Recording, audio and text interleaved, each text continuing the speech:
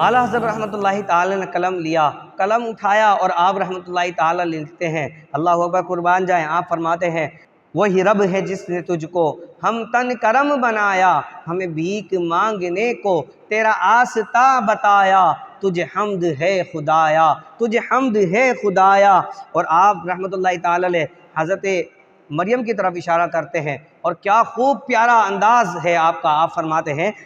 وہ کواری پاک مریم و نفخت فی قدم، ہے عجب نشان اعظم مگر آمنہ کا جایا، تجھے حمد ہے خدایا، تجھے حمد ہے خدایا۔ اور آپ فرماتے ہیں یہی بولے سدرا والے، چمنے جہاں کے تالے سبھی میں نے چھان ڈالے، تیرے پائے کا نہ پایا، تجھے حمد ہے خدایا، تجھے حمد ہے خدایا۔ اللہ اکبر، یعنی کہ نبی کریم صلی اللہ علیہ وسلم کی ثنا خوانی بھی بیان کر رہے ہیں اور اللہ کی حمد بھی لکھ رہے ہیں۔ آپ فرماتے ہیں وہی رب ہے،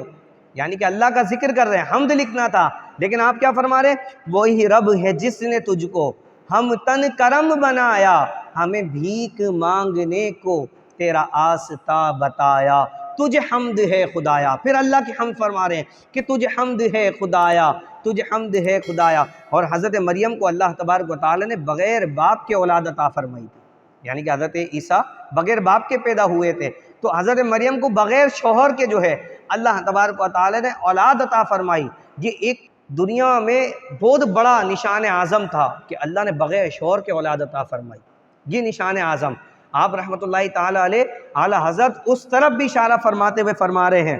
کہ وہ کواری پاک مریم و نفخت فی قدم، ہے عجب نشان اعظم مگر آمنہ کا جایا، تجھے حمد ہے خدایا۔ اور ایک مرتبہ جبریل امین نے نبی کریم صلی اللہ تعالی علیہ وسلم کی بارگاہ میں جب حاضر ہوئے تو حضور نے فرمایا اے جبریل،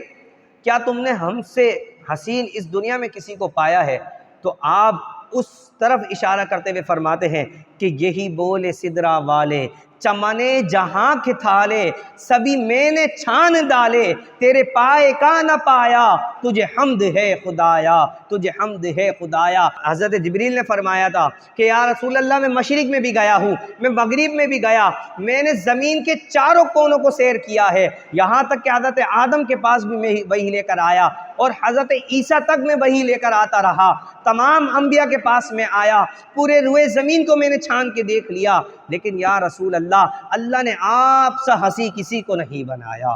اللہ اکبر۔ ایک دفعہ جب حضرت حسان رحمۃ اللہ تعالی علیہ صحابی رسول حضرت حسان بن ثابت رضی اللہ تعالیٰ عنہ نبی کریم صلی اللہ تعالی علیہ وسلم کی بارگاہ میں کیا ارشاد فرماتے ہیں؟ آپ فرماتے ہیں کہ یا رسول اللہ نے آپ کو ایسا حسین پیدا فرمایا ہے اور ایسا پیدا فرمایا ہے کہ آپ سے پہلے ایسا حسین کسی کو پیدا نہیں فرمایا، یہاں تک کہ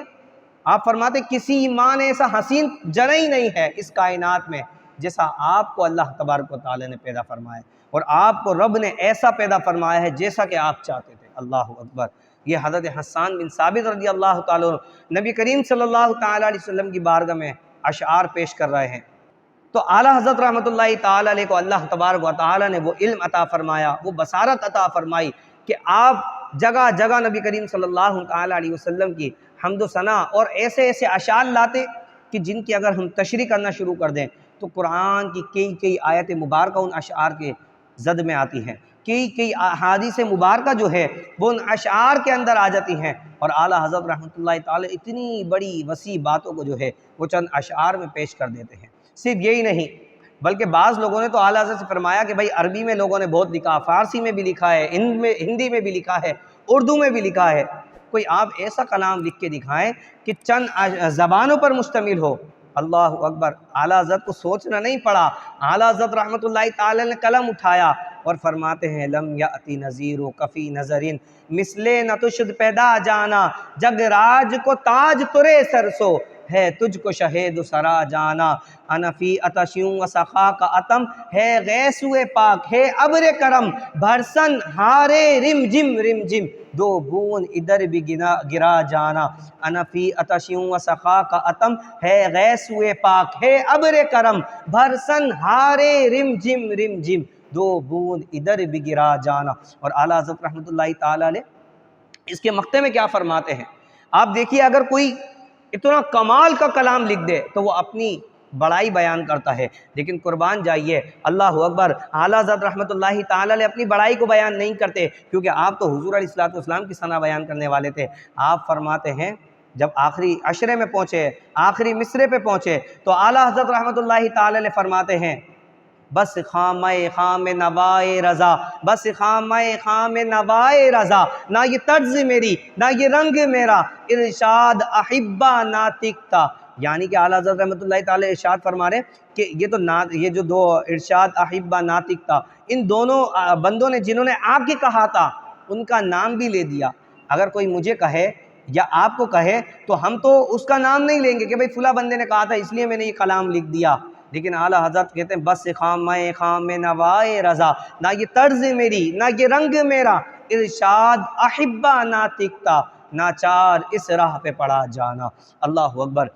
یعنی کہ اعلیٰ حضرت رحمۃ اللہ تعالی علیہ بس یہ چاہتے تھے کہ نبی کریم صلی اللہ تعالی علیہ وسلم کی بارگاہ میں مقبول ہو جائے۔